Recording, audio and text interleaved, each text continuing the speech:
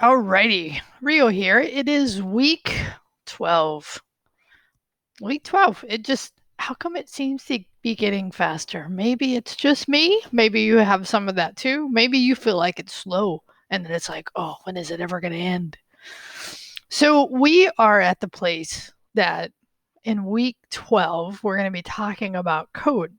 And the thing I want you to kind of think about, and in relationship to week 11. So, week 11 was about cybersecurity, passwords, and hackers. Well, if you connect that with this week, what you could think about is that because all software at this point in the world, and I say that with a little bit of a caveat because there is a future that we're already seeing where programs can be written by other programs, but as of today, 99.9% of all code is written by humans, and we are fallible. We make mistakes. And when you're think about the application that you use a lot, right? Think about one and think about in that case that somebody, in this case, many bodies, probably spread all over the globe, has written that particular application that you spend so much time in.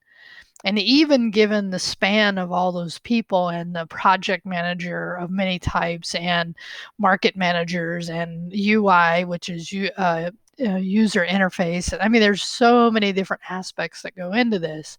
But ultimately, who makes this thing work is a programmer, a developer, and what they're doing is writing code.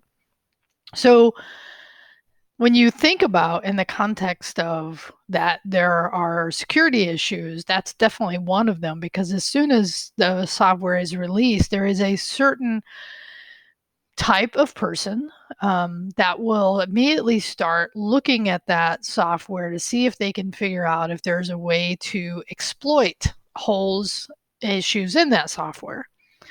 So just trying to connect week 11 to week 12, right? Because there isn't very much of a connection.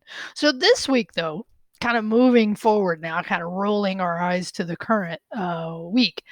Now we really kind of think about this idea of the profession, the act of coding. Right. I love this week mostly because this is kind of what I do, meaning I teach programming languages. I code myself. I enjoy coding. It's very much the more I gain in my knowledge and I can take my concepts and create websites or applications that bring that idea into reality. It's just amazing to see that happen. And you think about our world, right? I mean, like, I think about right now TikTok, right? Because I mean, there were video, YouTube. I mean, Instagram has a part of this. Almost there's just so many different ways to do it, but the creators of TikTok figured out a way in many different ways to hook in to have people enjoy their product, right? And so that idea of understanding the market is also a way important part. But again, no matter what the jobs are, and they are all important, ultimately, when it comes down, somebody has to create that application through code. So this week, I want you to consider this, right? And then in the discussion, right, and I'm going to have you look at, there's a couple of videos here which I think are really helpful to understand this. And especially because I think I remember there's at least a couple of you that are thinking of, or this is the career path that you're on. And here's the deal, even if it's not, which I think for the most of you, it's not, it's still a good thing to think about gaining some skill in. Not because I'm pushing it as a profession. It's just that in our world, having that knowledge, having that experience, having at least a beginner's look at what it takes to create things through code is really helpful.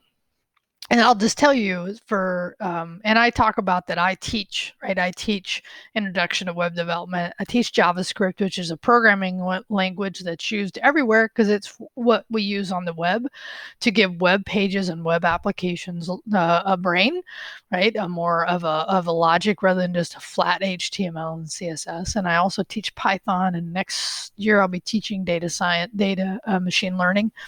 So this is a field I enjoy. So I'm also, just because, if you want to think about something in your future, might want to think about taking maybe a class after this that it extends that knowledge, because no matter where you're going, having some of this skill will be helpful given the world that we're in and given the trends that we're going towards. So I just want to say that, right? So just to give you a context for this week. And of course, this week we continue after our discussion with our chapter quizzes and our lab. And this is what I want to say to kind of wrap this thing up. Like lab access, so we're into learning the database, right? The how to use a database to access, but also database concepts. And remember, just like Excel and Word before, when we get to the fourth one, which is after this week. So in 2 weeks, you'll have your last lab test. And that lab test will require you to have Microsoft Access.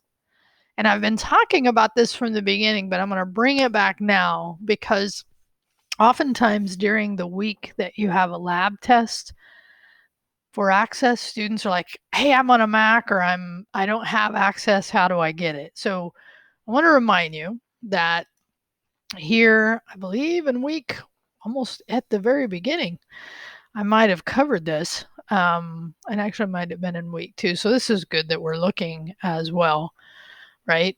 So how to download Office for FCC students. Now this is just how to do it given, right? Right. So this is just access itself. But for some of you, so first, yes, you just need to get access. Okay.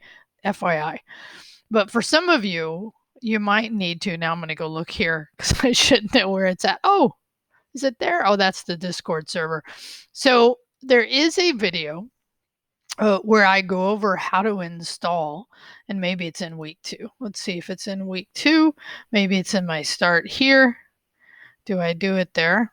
Okay. See, I should have been prepared. So here's the cool thing is that here's how I know is if I go to youtube.com, and I'll put a link in here, and I go to my YouTube channel, right? And if I can actually search for videos, it's actually one of the top videos that I have. And it's how to load Mac on Windows. How to load, Access on a Mac.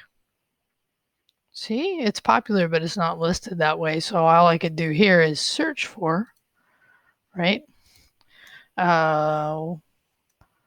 Access on a Mac. I think that's how I did it.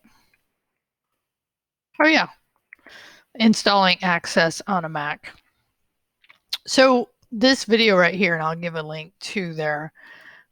Sorry for the convoluted, longer way to show you how to do that, but that's what you want to think about if you're on a Mac. And so I know there are some of you that are on a Mac. So the other thing is if you're not on a Mac or you don't have access, if you're on Windows, you can obviously go download it for free. You're going to need it, right? And if you have somebody in your life that may have it already, you could use that. But just like what we've done in the past, you need that full application on your desktop. So think about this in the context of this week. Like many bodies built Microsoft Access, Word, Excel, right? PowerPoint. They built all those things through writing code. Very few, I mean, almost none of the popular software that we think about was written by an individual. It was written by a group of people. And so the idea of understanding how to work in a group is important. One of the only ones that come to my mind is one I've already mentioned, which is Stardew Valley. And even Stardew Valley now has more. The developer who come up with the concept wrote it. and continues to evolve. It also has other people helping him, like do marketing and other things. But generally, these are teams of people depending on how big an application, if you're working for a large company, but something like Access that you're learning now, right, was written by individuals writing code that you're going to learn about this week. So I hope you enjoy it. It's definitely one of my favorite topics to talk about. That's why I find myself venturing off into other areas, but I do hope you consider taking or evaluating, looking at some of my and all of in our CIT or in campus, our CS classes. There are other classes that you can take to learn how to code, but there are also great online resources. We talk of one this week called Code Academy. There's also another one called Free Code Camp. There's so many. I mean, this is just that we're living in an amazing time of resources where people are just creating more and more content. And part of what I do is try to go look at some of that content and find some of the good stuff to use in my courses. So if you want to know anything about any of my classes or anything else, but this week I really want you to, in your reply, think about, right? Have you thought about your favorite apps and who built them and what they were thinking about in their plan? Like, just for a moment, if you haven't, give that. And what is that? What do you think when you think about that? Which is kind of what the discussion board is about. All right. Have a good week. Talk to you later. Peace out.